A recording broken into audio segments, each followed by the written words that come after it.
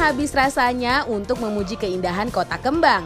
Dari timur kemudian ke barat, satu kawasan yang tak pernah gagal bikin mata terpukau, ini dia Lembang. Kalau udah berkunjung ke sini pastinya jadi enggan banget buat buru-buru pulang. Rasanya ingin tinggal berlama-lama dan menikmati ketenangan yang diberikan alam sekitar demi mengobati penat dari hiruk-pikuk kota.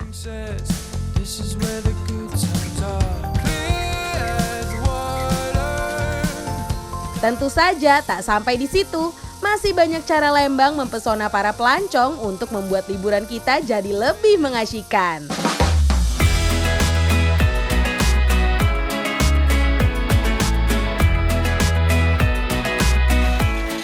Ini dia sebuah wahana unik yang tengah menjadi favorit pendatang juga warga Lembang.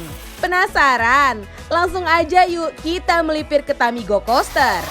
Wahana yang menggabungkan go-kart dan sensasi roller coaster dengan memanfaatkan dataran terjal sebagai sirkuitnya. Unik banget kan keluarga Indonesia? Keluarga Indonesia, aku udah excited banget nih mau cobain seluncuran tapi pakai mobil-mobilan gitu. Jaraknya itu jauh banget turunan ke bawah. Kira-kira akan seperti apa nanti ya? Yuk, tapi sebelum itu kita beli tiketnya. Cus, langsung aja, nggak pakai lama kita rasain keseruan sekaligus ketegangan naik Tamigo. Eits, sebelum itu jangan lupa pakai body protector dan helm dulu ya keluarga Indonesia. Tetap utamakan keselamatan.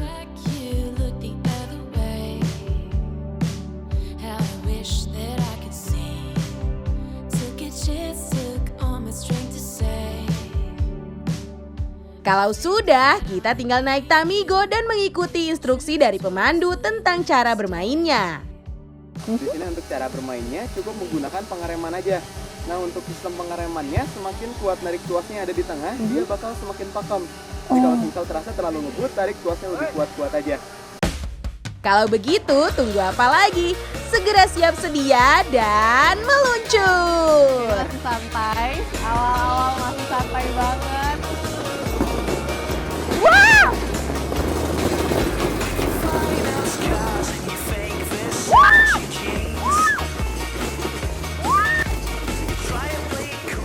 Wah, seru tapi deg-degan gitu ya keluarga Indonesia rasanya.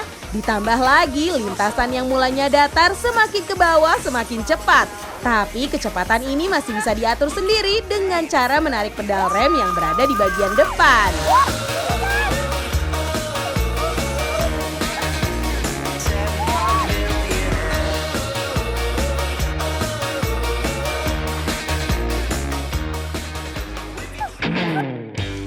Gimana? Seru banget kan keluarga Indonesia? Eits, tapi tenang, ada wahana selanjutnya yang juga nggak kalah bikin dakdikduk. Yaitu mengendarai ATV dengan melewati medan menantang kayak gini. Turunan, tanjakan ekstrim sampai melalui kubangan air.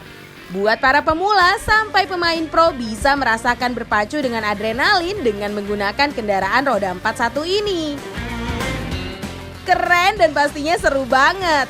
Tapi keluarga Indonesia itu hanya segelintir pesona dari tanah Bandung.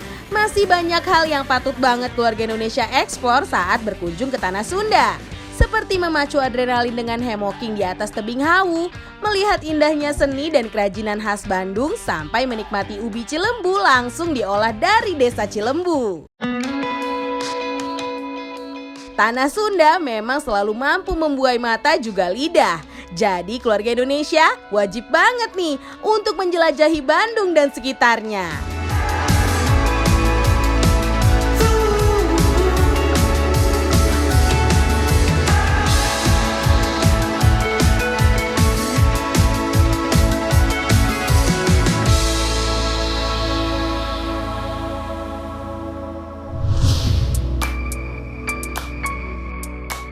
Keluarga Indonesia, galeri satu ini keren banget ya. Bernuansa vintage membuat kita seperti sedang berada di museum barang antik. Hehehe.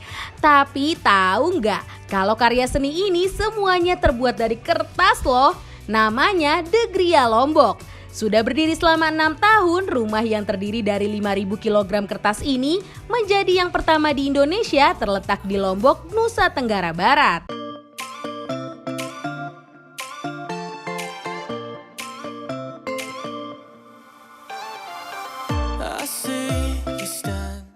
Pak, ini bukan semen. Enggak ada semen sama sekali. Serius? 100%. 100%? Iya. Jangan Ini 60 ditopek. kilo loh. Hah? Segitu 60 kilo ngabisin kertas loh. Serius? Iya. 60 kilo limbah kertas Iya. itu? Setiap minggunya banyak wisatawan dan juga sekolah berkunjung ke tempat ini loh. Seperti teman-teman dari Sekolah Luar Biasa Mataram ini. Mereka menghabiskan waktu di sana untuk belajar dan juga berkreasi. Nah, waktunya Indonesia punya cerita yang nyobain langsung proses pembuatan limbah kertas ini. Tiap harinya limbah kertas yang datang jumlahnya hingga 3 ton loh. Namun Pak Theo hanya menerima 20 hingga 30 kg saja untuk membuat karya seninya. Biasa, air biasa.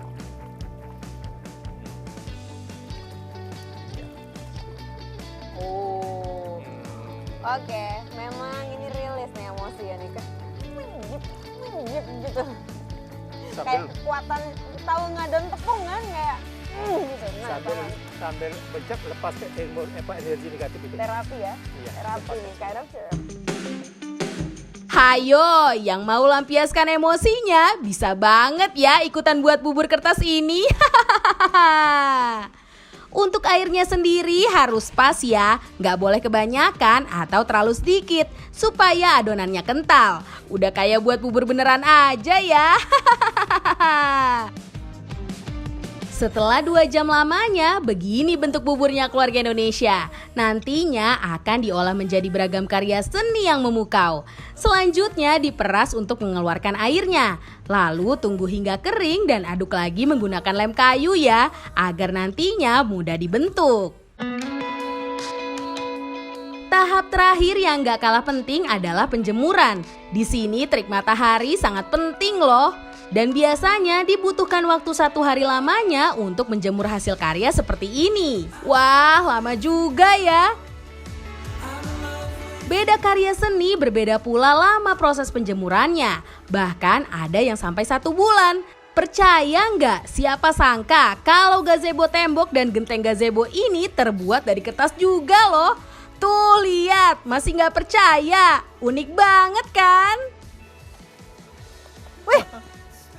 Ini kalau hujan gimana? Aman, ayolah yang lain lah kita cari yang Wah, keluarga Indonesia. ada meja, kursi semua dari kertas. Aku masih belum bisa memproses ini secara benar dalam otak aku. Coba kita lihat lagi. Ayo. Hampir 30% rumah ini terbuat dari kertas loh, tidak mudah terbakar dan tahan gempa. Seperti batu batanya ini keluarga Indonesia, percaya nggak kalau ini dari kertas? Jadinya secara berat dia ringan, tapi kokoh banget ya Pak Iya, ya. betul. Banting ya?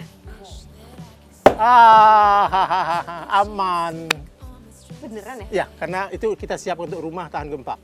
Lah, nggak kebakar? Nggak hilang gitu aja? Dia hilang.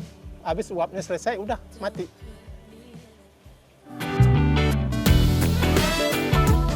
Wah, wah, wah, keren ya, suatu inovasi yang hebat. Berawal dari kecintaannya terhadap lingkungan, melihat limbah kertas yang begitu banyak, akhirnya tercetuslah ide untuk mengolah limbah kertas ini. Usahanya mengobservasi dan melakukan percobaan selama 2 bulan berbuah manis. Inilah hasilnya keluarga Indonesia. Bahkan karyanya ini dibeli oleh turis mancanegara loh. Banyak yang menawarkan untuk mengekspor karya seninya, tapi Pak Theo menolaknya karena ia lebih memilih untuk mengedukasi tentang pentingnya menjaga lingkungan. Wah, sungguh mulia ya. Sebenarnya ini hanya 10% dari target. Target saya ini 2.000 item, ini baru 10%-nya. Masih tersimpan 90%-nya. Nah, tapi untuk apa itu Pak? Banyak bertanya. Rumahnya kecil banget, di mana mau taruh 2.000 item. Akhirnya memang karena kita punya ke depan mimpi untuk Indonesia, untuk bumi, untuk dunia, kita ingin membangun museum bumi pertama di dunia. Ada di Indonesia, ada di Mataram, NTB. Seperti itulah intinya.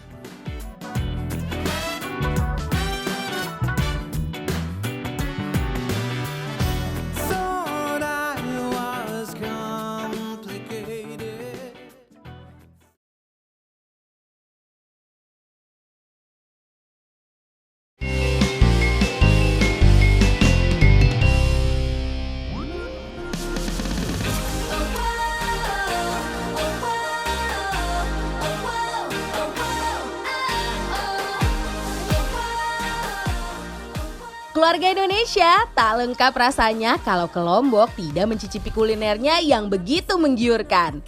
Buah-buah apa yang semua komponennya bisa digunakan? Ayo tebak! Apalagi kalau bukan pisang.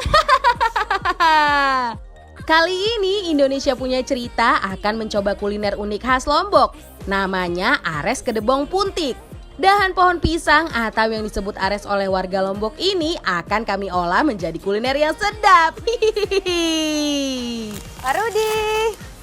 Halo, Pak. Apa kabar? baik, Mana kabar nih? baik. Sama siapa tuh? Ini sama Pak Zul. Halo Pak Zul, salam kenal Angie. Panen nih, mana pisangnya? Oh, ini enggak ada buahnya. Yang kita butuh bukan buahnya tapi batangnya. Aresnya bahasa kita. Oh aresnya Ya. yang mau dibuat. Mau dibuat apa? Dibuat kompos? Ini dibuat pupuk organik? buat sayur. Nah, pas banget nih. Lagi mau dipilah-pilih dulu pohonnya keluarga Indonesia.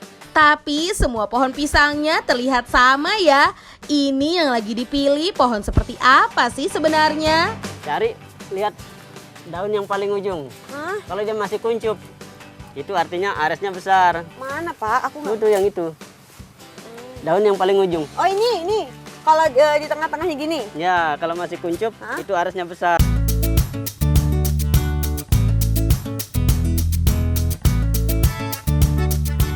Oke, saatnya ditebang. Ayo, semangat ya Pak.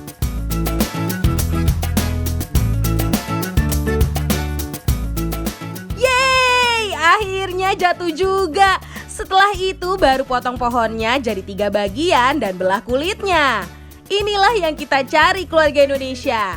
Setelah itu baru deh kita pisahkan lagi hingga menemukan inti aresnya. Wah, putih bersih sekali ya. Tak serta-merta semua yang putih ini ares ya keluarga Indonesia. Nah, pas banget. Katanya batang pisang atau ares itu bisa untuk jadi makanan diet loh. Jadi penasaran nih. Belum selesai keluarga Indonesia. Saatnya kita buka lagi ya dalamnya. Ternyata lebih lembut. Dan inilah namanya ares.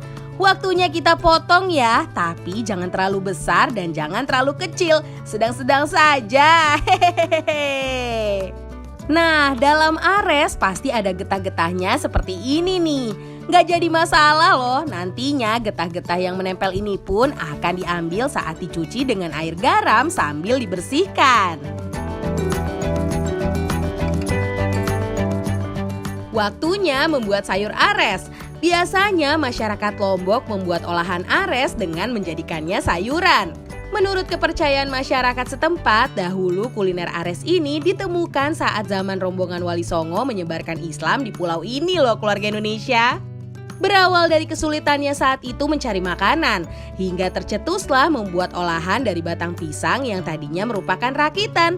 Akhirnya diolah menjadi menu makanan yang hingga saat ini masih jadi kuliner santapan warga Lombok. Untuk bahan olahannya sendiri pun mudah loh, dari jahe, kemiri, bawang merah, bawang putih, cabai, terasi, semua bahan-bahan tadi ditumbuk hingga halus. Tak terkecuali buah kelapa ini ya, diparut dahulu untuk mengambil air santannya. Baru deh setelah itu mari dipanaskan hingga mendidih. Let's go!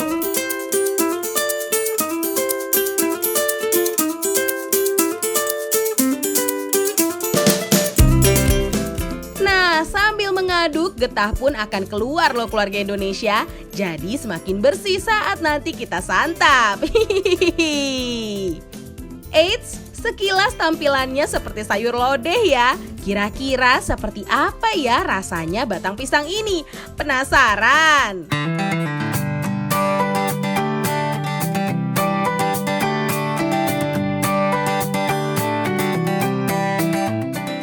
Cara warga Lombok menyantap makanan ini memang menggunakan tangan ya keluarga Indonesia. Tunggu sedikit hangat, baru deh. Ayo mari kita santap. Waduh, lahap sekali ya. Rasanya enak kali pastinya. Rasa gurih, pedas, dan manisnya berpadu jadi satu. Aduh, pengen tambah lagi nih. Bagaimana? Tertarik mencobanya?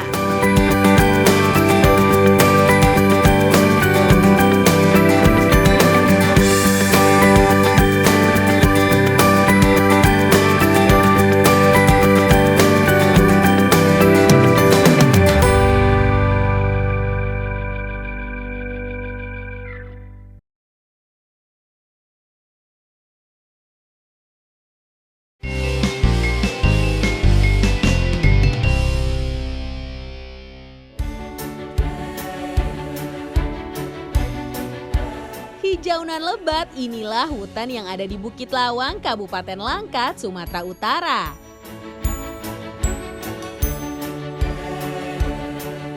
Di balik rimbunan pepohonan, banyak sekali fauna khas tanah Sumatera yang masih hidup liar di sekitaran Bukit Lawang ini. Dengan berjalan kaki dari tempat wisata di Sungai Bohorok,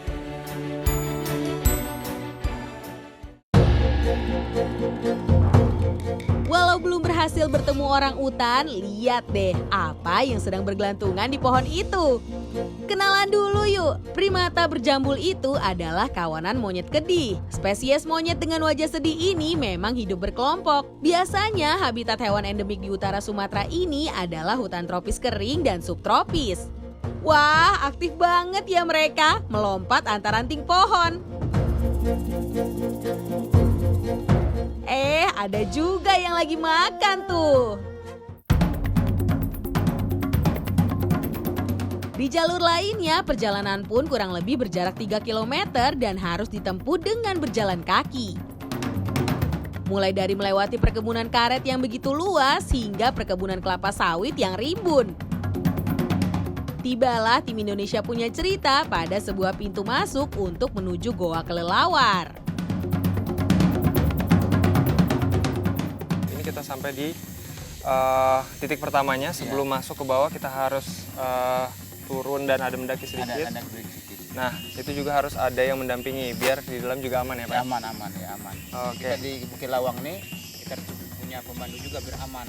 Ada terkadang tuh nanti berangkat sendiri dia nggak tahu pulang bagaimana pula kan? Oke. Biar nggak nyasar juga ya? Nggak nyasar ya. Oke, sekarang kita ke sana ya? Iya. Oke Pak.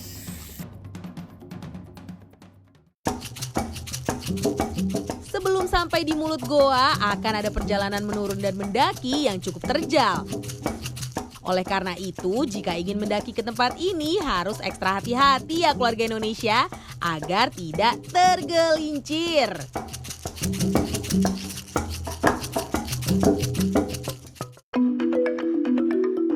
Sayang sekali baru memasuki goa sudah ada banyak goresan nakal dari orang-orang yang tidak bertanggung jawab.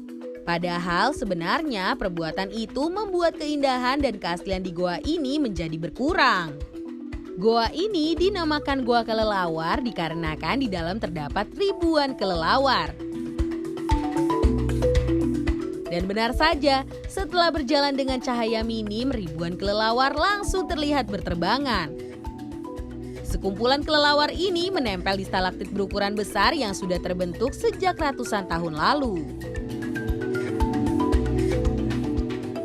Bukan terbilang baru, goa sepanjang kurang lebih 1 km ini sudah menjadi destinasi favorit wisatawan sejak era 80 dan 90-an loh keluarga Indonesia. Oke, keluarga Indonesia. Jadi kalau misalkan kalian mau ngerasain untuk melihat kelelawar dan masuk ke dalam gua, ini bisa jadi referensi kalian karena kalian bisa merasakan serunya tadi perjalanan dan juga itu lihat di sana ada banyak kelelawarnya langsung. Tapi saran saya kalau kalian nggak suka bau yang terlalu menyengat, kalian bisa pakai masker karena memang gua yang di sini tuh ahli ya Pak ya. Jadi lembab dan masih ada aroma-aroma kotoran dari kelelawar itu.